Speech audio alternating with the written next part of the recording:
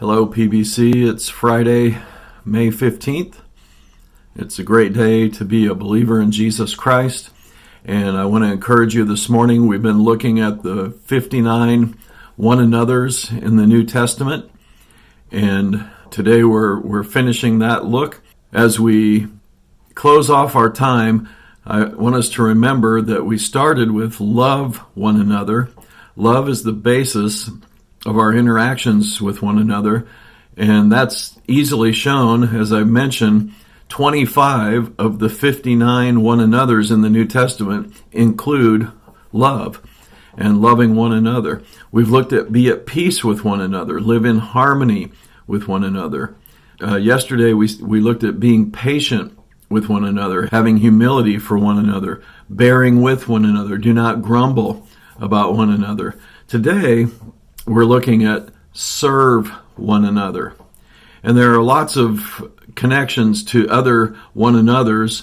Instruct one another, wait for one another, carry the burdens of one another, forgiving one another, submitting to one another. But serving one another is something that we can do during this pandemic, and we can also do this as we start to come out of it and things restart. I want to look at Galatians chapter 5, starting at verse 13. For you are called to freedom, brothers. Only do not use your freedom as an opportunity for the flesh, but through love, there it is again, serve one another. For the whole law is fulfilled in one word. And this is the whole law as it relates to one another. We also have the part of the law of Moses as it relates to God. But for the whole law is fulfilled in one word. You shall love your neighbor as yourself. But if you bite and devour one another, watch out that you are not consumed by one another.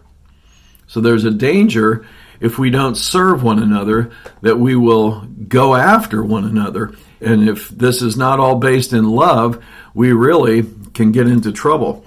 But as we go through this time, serve one another. What does that mean? Well, as we go through restarting our church gatherings on May 24th, which, as you saw at the beginning, we're 9 days away from that, we can serve one another even by the wearing of masks. Everybody is going to be required to wear a mask as they attend that day. And even the worship team and me, when we're not on the stage, we'll put our masks on. And we're not going to have coffee, and we're not going to have bulletins, so that we can serve one another by not interacting face-to-face and passing on water droplets and all that stuff. So we can even put into practice the biblical principles of serving one another as we restart.